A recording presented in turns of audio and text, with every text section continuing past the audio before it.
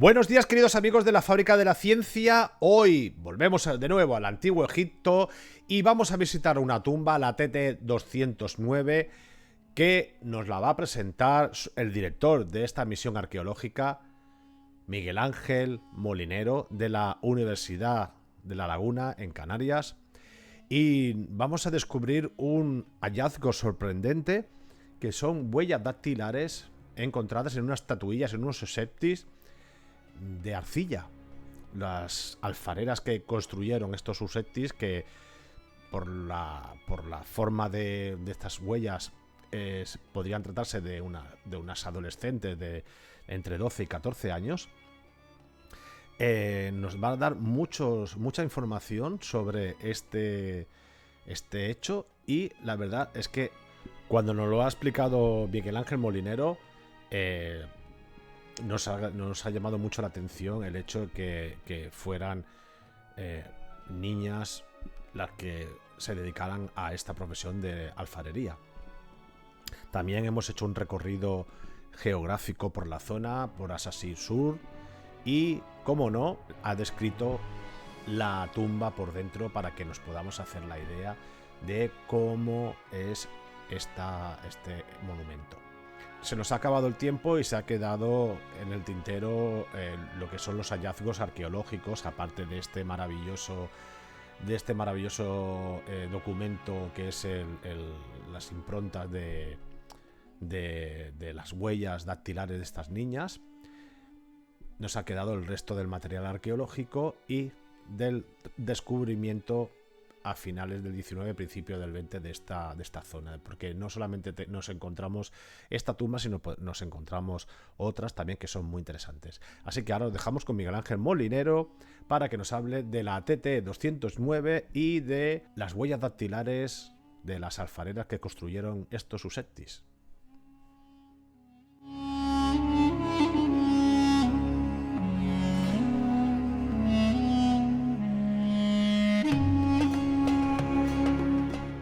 Buenos días, queridos amigos de la Fábrica de la Ciencia. Hoy volvemos al Antiguo Egipto y lo vamos a hacer de la mano de un nuevo amigo y colaborador que seguro que los amantes de la egiptología lo conocéis, Miguel Ángel Molinero. Muy buenos días, Miguel Ángel.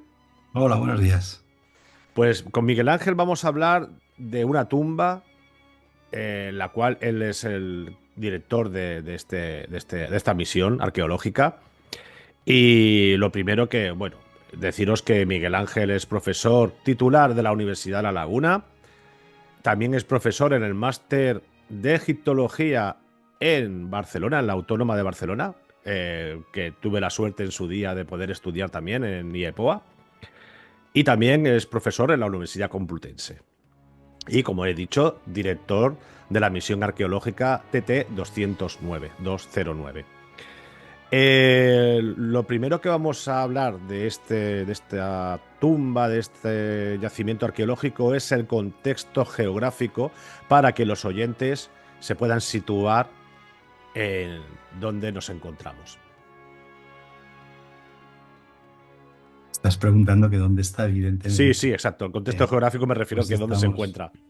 estamos la TT-209, que es el número con el que se designa el yacimiento en el que estamos trabajando. Es una tumba de la dinastía 25, por tanto corresponde al periodo que conocemos como dinastía Kushita, dinastía Nubia. Y está en una zona donde se está en los últimos años identificando un número muy alto de tumbas de ese periodo. Era un periodo del que había muy escasa información, muy parcial, y en los últimos 20 años se está eh, investigando mucho sobre este tema, y se ha identificado que hay dos zonas en las que hay un número muy alto de tumbas. Bueno, en Egipto de este periodo, uno es en Ábidos, donde hay muchísima información, porque eran especialmente devotos al dios Osiris, y hay una información muy rica sobre prácticas cultuales en Ábidos. Y hay por ahora las tumbas más importantes de este periodo se han identificado en la orilla oeste de Luxor. Ya se conocía las tumbas de las adoratrices del dios, de las Duat Necher, que eran las princesas nubias, bajo cuyo mandato se organizó la política de control del Alto Egipto de esta dinastía, y que están en Medinet Abu. Cuando alguien entra en Medinet Abu, a la izquierda, a la entrada, hay unas capillitas. Esas son las tumbas de las adoratrices del dios, que son por otra parte idénticas a las que probablemente es el mismo aspecto que tenían las tumbas reales de Tanis, de manera que tienen además esa doble importancia porque permiten identificar cómo era externamente una tumba real en este periodo, en el primer milenio antes de la era. Y eh, las tumbas de los funcionarios que trabajaban para ellas se han identificado en el Asasif, que en realidad son dos zonas de la necrópolis tebana. eh, Normalmente se hablaba solo de Asasif, luego se empezó a hablar de Asasif Sur, que está un poco separado, no están juntos y eso hace que la gente lo confunda un poco. De manera que estamos intentando ahora y pues hay un cierto acuerdo en que lo que tradicionalmente se ha llamado Asasif se le llame Asasif Norte, y lo que tradicionalmente se ha llamado Asasif em, eh, Sur, pues mantenga ese nombre, pero que seamos conscientes, son dos regiones distintas, dos zonas distintas de la necrópolis, separadas por la montaña de Joja. El Asasif Sur no está en el Asasif, sino que realmente es una zona distinta, y estamos al sur de Sheikh Abdel Gurna, en la colina de Sheikh Abdel Gurna, la parte sur, la parte que está entre em, la colina, el valle que hay entre la colina y el Rameseum. Eso es el Asasib Sur. Y ahí en los últimos años se han encontrado, se conocía, se sabía que había unas cuantas tumbas. Se habían fechado unas de la dinastía 25, otras de la 26, y en la actualidad tenemos la seguridad de que todas son de la dinastía 25. Lo que pasa es que en algunas de ellas se había identificado nombres de la dinastía 26 porque fueron reutilizadas. El estudio actual está mostrando que son todas de la dinastía 25. Y es lo que pasa con la dinastía con la tumba, la TT-209. Cuando nosotros empezamos a trabajar en ella, se pensó que se pensaba, estaba clasificada como una tumba de un Semhat Rehit, eh, el noble que está al frente del pueblo, algo así sería la traducción de ese término, que en realidad es un cargo. Bueno, no sabemos muy bien, un cargo es un título, no sabemos si es un título honorífico, si es un título que implique una función determinada, pero era evidente. Yo había trabajado ya como epigrafista en estas tumbas, las tumbas de este periodo. Yo había encontrado ya ese término utilizado como título de las tumbas en las que yo estaba trabajando, de manera que teníamos la seguridad que la TT-209 no pertenecía a alguien con ese nombre, a alguien que tenía ese cargo, pero no teníamos el nombre, y es por lo que decidimos pedir la tumba. Y pues efectivamente eh, hemos encontrado un nombre nubio que hemos leído Nisemro en egipcio, probablemente se leía Nasamalo, probablemente en Nubio, que es el propietario de la TT-209. Y en realidad no te he descrito cómo es, porque al final me he enrollado mucho con No, no, cómo es no. la zona, pero no te he descrito cómo es la región. La zona, la Sasib Sur, es un valle, lo he mencionado antes, está atravesado por un wadi, es decir, un barranco seco en el que solamente circula el agua cuando llueve. Y para nuestra sorpresa, en el desierto egipcio llueve muchísimo. Ha llovido muchísimo, no es algo con lo que contábamos. Para nosotros se ha convertido en una agradable sorpresa porque ha permitido iniciar una línea de investigación en torno al clima antiguo. Está empezando a dar sus frutos, y en el cauce de ese barranco, un poco sorprendentemente, porque no es a lo que estamos habituados, están apareciendo un número muy alto de tumbas, y la más grande de ellas es la 209. Luego, un poco por encima del wadi, por encima del barranco, hay una meseta, y en esa meseta están las tumbas grandes que ya se conocían, pero las propias del Wadi eran desconocidas y se están estudiando en la actualidad. Como les decía, la 209 es la más grande de esas tumbas. Eh, si mal no recuerdo, Assassin's Sur se encuentra muy cerca de la casa de los alemanes, ¿verdad? Justo, de hecho, antes como descripción iba a haber dicho la casa de los alemanes, pero me parecía que el Ramesseum era algo más arqueológico, más, Mm. que es más probable que fuese más conocido por los oyentes, pero sí, en realidad está, de hecho, las últimas, las tumbas, em, una parte de las tumbas del Wadi se extienden por la meseta y terminan literalmente al pie de la casa alemana. Sí. Bueno, lo digo porque pasábamos, cuando yo estaba allí en el C2, en el Valle de la Calle Real, pues todos los días pasábamos por allí y veíamos las tumbas de Assassin's Sur desde la carretera, bueno, así un poco escondiditas, pero bueno. Vale, pues Mm. vamos a hablar ahora de la 209, de lo que podemos encontrar. Imagínate que somos un grupo de turistas, los seguidores de la Fábrica de la Ciencia, son un grupo de turistas que visitamos la tumba. ¿Qué no podemos encontrar dentro de la tumba?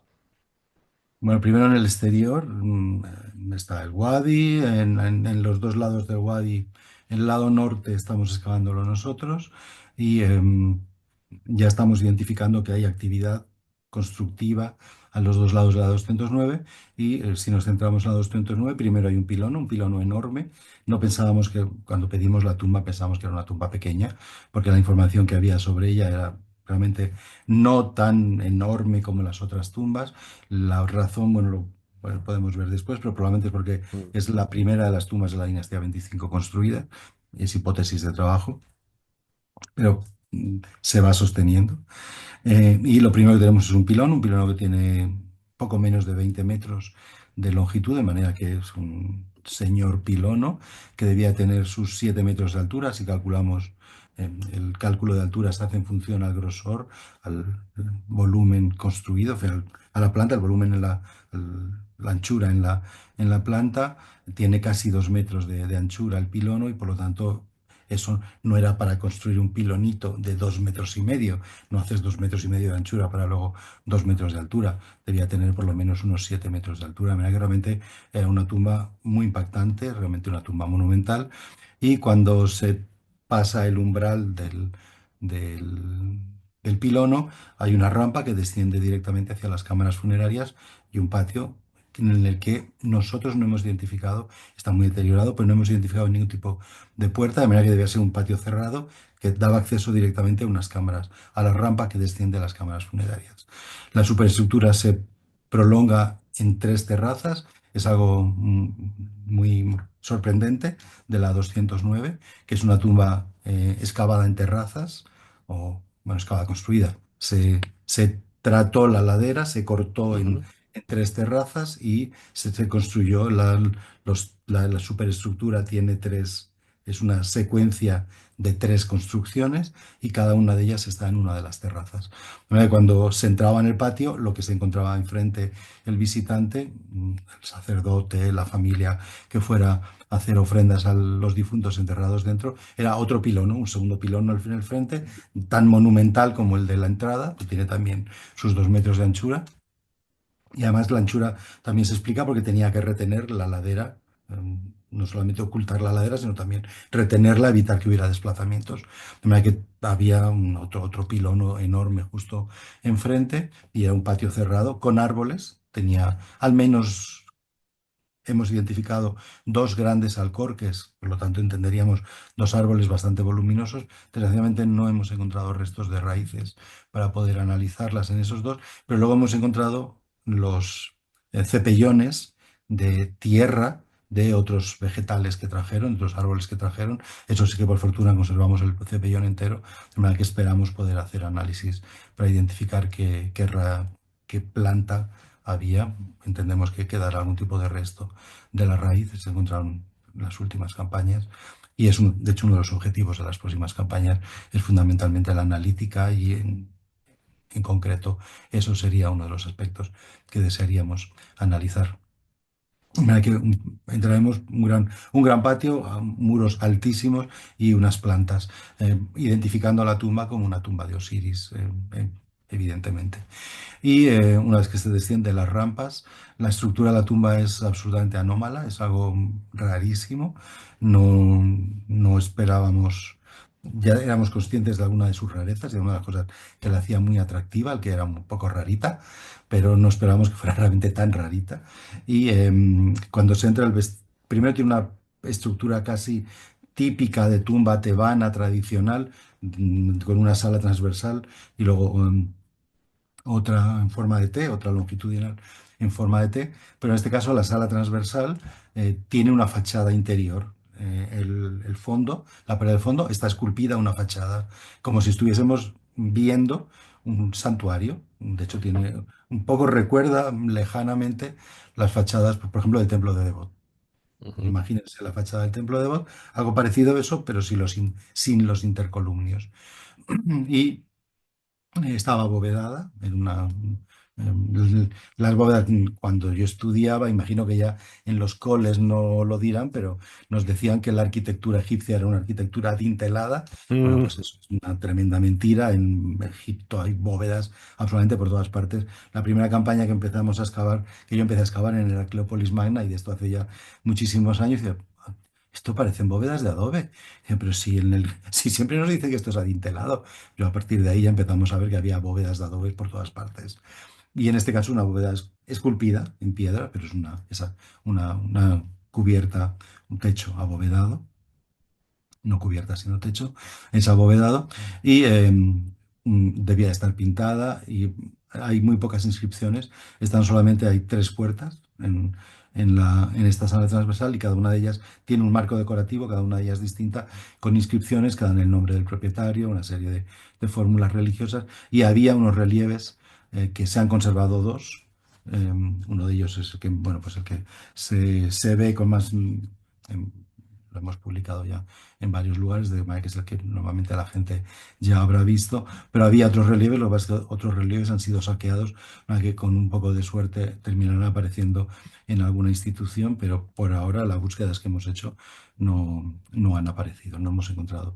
Igual están en una colección privada o simplemente se destruyeron en el momento de intentar saquearlos, aunque nos extraña un poco porque realmente no hemos encontrado los fragmentos. Si se hubieran destruido y los hubieran dejado in situ, los habríamos encontrado y no los hemos encontrado.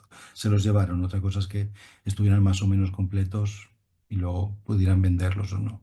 Eso ya no podemos saber. O los trocearon y ya si son solo fragmentitos ya va a ser muy difícil llegar a identificarlos. Pero bueno, estaba decorada de cualquier manera con relieves también, pequeños, no son enormes. Y hay un eje principal y un eje secundario, un eje lateral. El eje principal entendemos que era el que se concibió para el propietario de la tumba. Cuando traspasa esa fachada subterránea, llegamos a una sala de cuatro pilares. Y es muy curiosa porque está decorada con puertas falsas. No con estelas de falsa puerta, no son estelas de falsa puerta, ujú, sino puertas ficticias. Sería probablemente más correcto denominarlo así.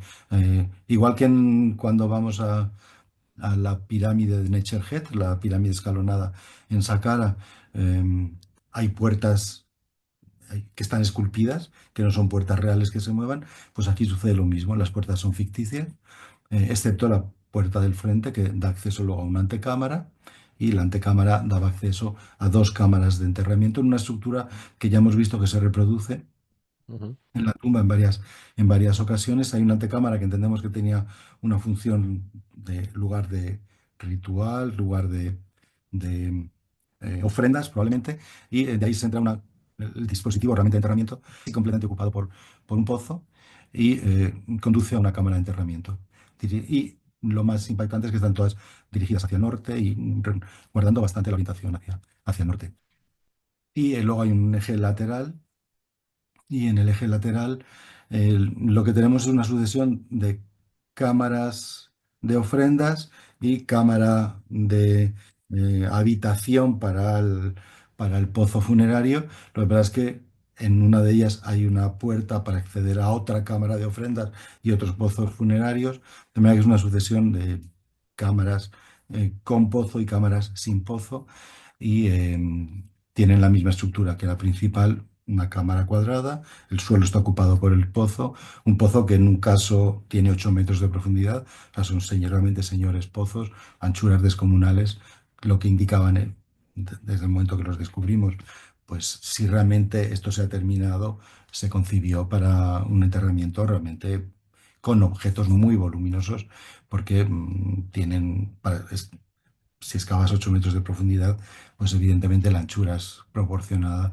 Alguno de ellos tiene casi 2 metros de anchura. Solo excavarlos nos llevó una campaña, claro, porque había un volumen de tierra descomunal con sus estratitos, con lo que al final siempre es un proceso lento. Y en todos los casos hemos llegado a cámaras luego de enterramiento.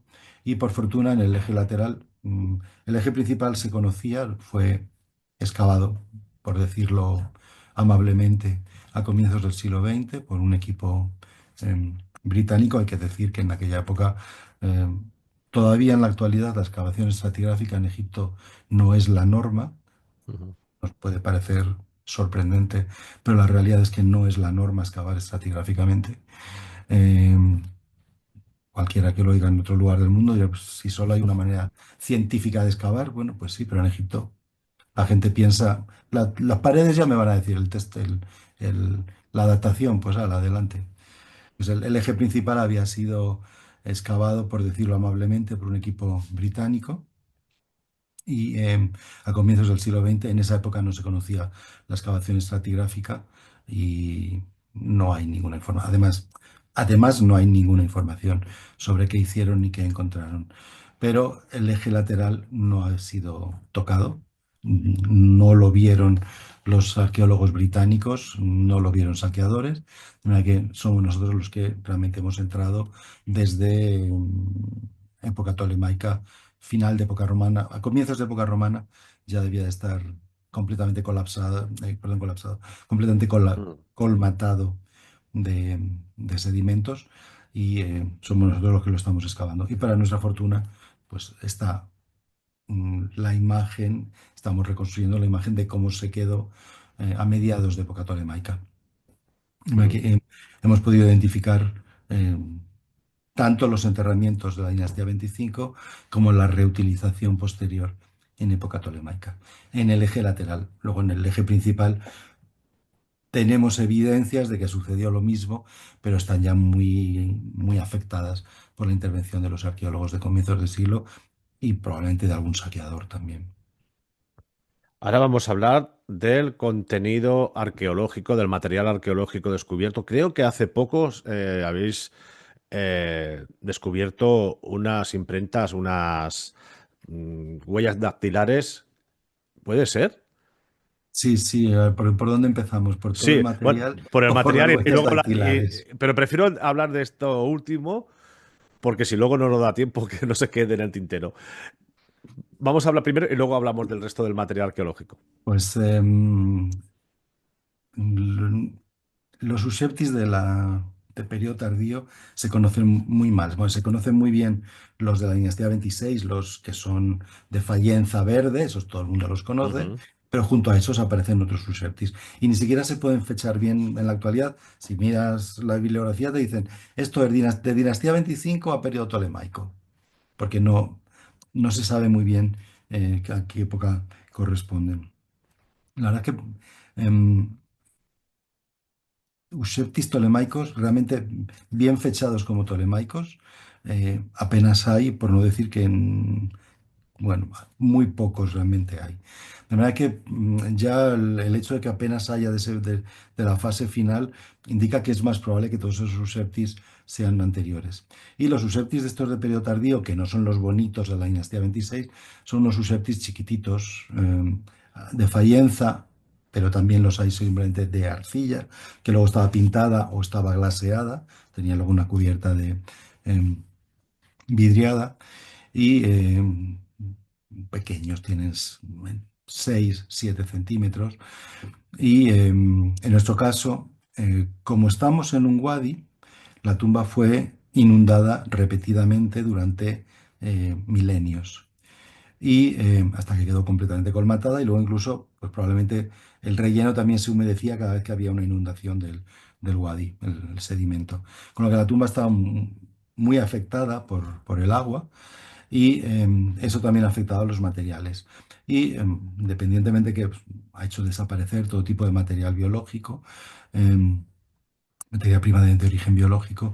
En el caso de los Useptis, hizo que perdieran la cubierta de vidriada, o se debilitara. De manera que llegamos a distinguir que algunos tenían una cubierta azul, pero son muy pocos los ejemplares. Pero eso al mismo tiempo nos ha permitido ver el núcleo central. Y ese núcleo central es de arcilla y tiene las huellas dactilares de quienes lo hicieron. De hecho, es algo que ya se había en algunas otras ocasiones, en algunas otras tumbas, cuando se publica, hacían Useptis de arcilla, posiblemente vidriados en origen, se distinguen huellas dactilares. Ya está, pero todo el mundo se había quedado en se distinguen huellas dactilares, pues nosotros decidimos ir un poco más allá y analizarlas.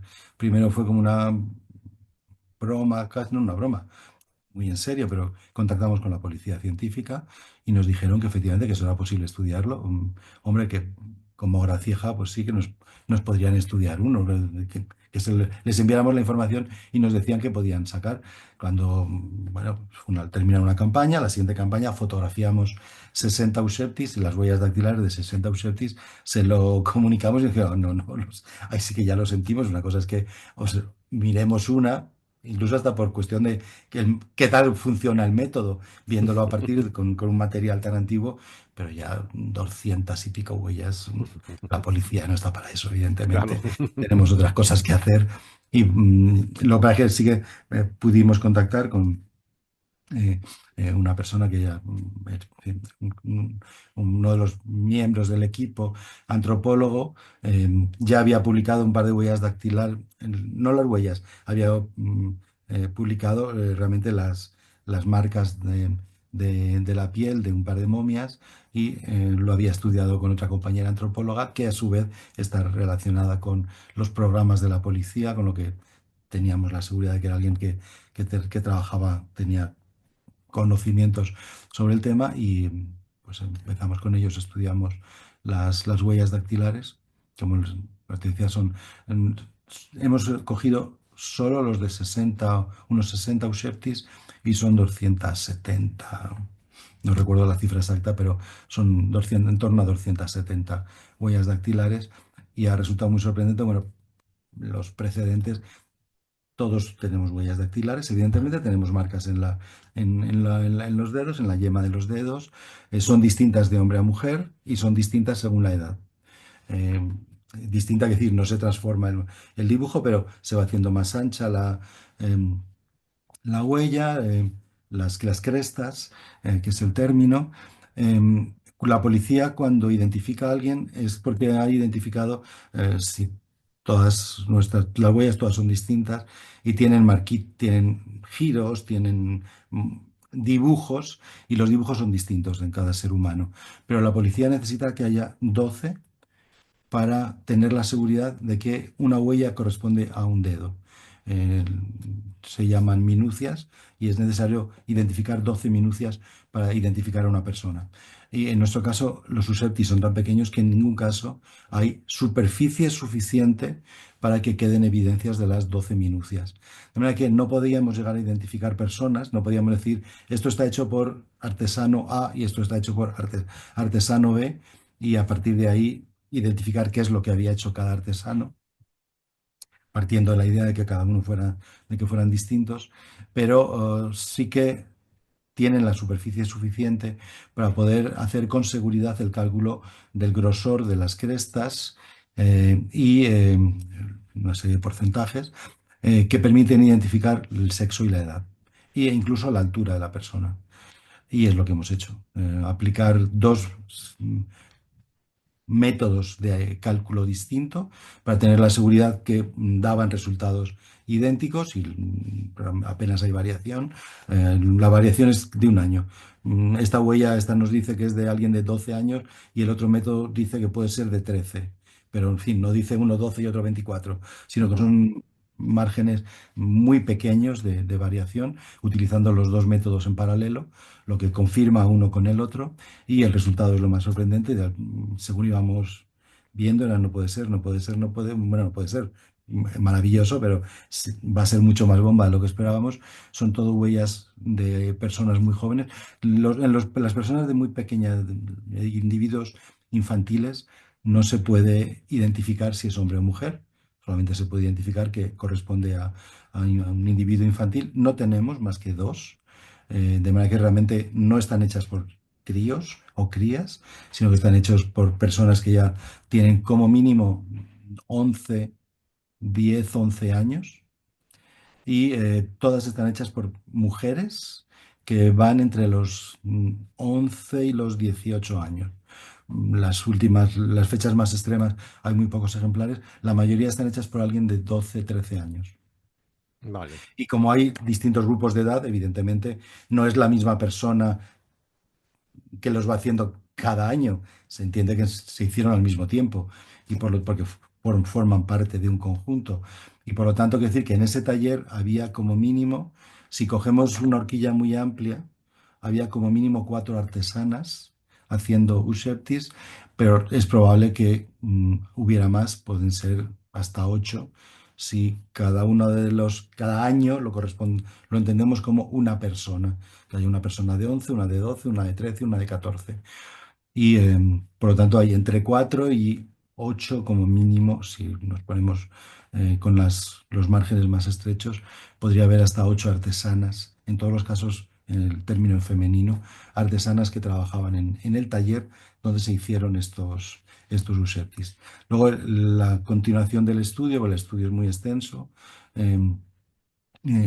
contextualizamos los resultados y hemos encontrado que es frecuente que los susceptis de Fayenza se hicieran en los mismos talleres que se hacía la arcilla, Ujú. que era, digamos, una especialización dentro de los talleres. Porque se han encontrado, por ejemplo, se había publicado recientemente un Uscepti de arcilla con una cuenta de vidrio, una cuenta de Fayenza vidriada. De manera que hay más ejemplos que evidencian que en el mismo taller, en el mismo espacio, había hornos de arcilla y había hornos de Fayenza.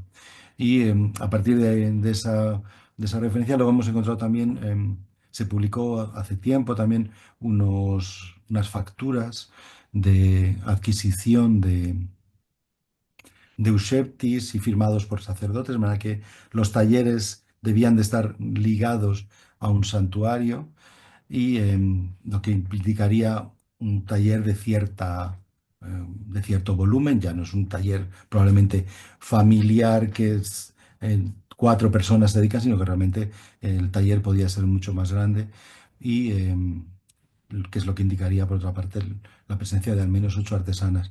Y luego, en ese contexto, si estamos hablando de un taller grande, si son adolescentes, que es un término que hay que tomar con muchas precauciones, porque alguien con 14 años en la civilización egipcia muy probablemente era ya madre, eh, por lo menos estaba en edad de serlo, y probablemente las de su edad, casi todas ya serían madres, de manera que tenemos que entender el término que para nosotros son adolescentes, pero son personas jóvenes, pero que estaban ya iniciando una actividad laboral y una vida. Tengamos en cuenta que la media de vida del Egipto antiguo son 28 o 29 años. Raramente la gente superaba los 30 años. No se podían estar esperando, allá me casaré cuando tenga los 30. Mm, la- el- los ciclos vitales se vivían con mucha mayor rapidez que en la actualidad. Y lo que sí que hicimos fue relacionarlo con los procesos de aprendizaje dentro de los talleres. En el caso de Egipto no se ha estudiado, el nuestro es una de las primeras propuestas del sistema de aprendizaje del oficio en los talleres de alfarería Fayenza, pero hemos estudiado cómo se hace en la actualidad en talleres que reproducen sistemas tradicionales, documentados a través de estudios antropológicos.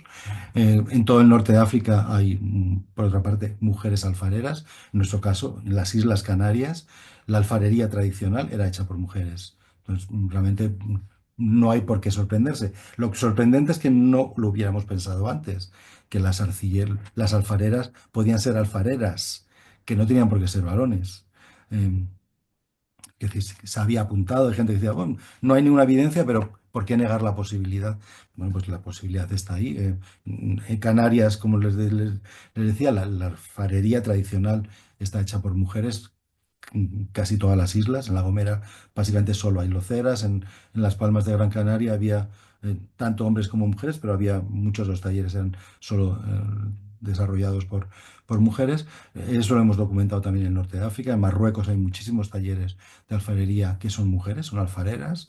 Eh, Se había propuesto además, bueno, en la zona de Etiopía hemos encontrado unos estudios muy interesantes sobre aprendizaje dentro de los talleres que nos han servido de modelo. Luego, la, la primera arcilla, la primera cerámica del norte de África, la cerámica mesolítica en África, como la alfarería es muy anterior al proceso de neolitización pleno, mientras que en Oriente Próximo primero se sedentarizan las poblaciones y pasados milenios empiezan a utilizar la cerámica.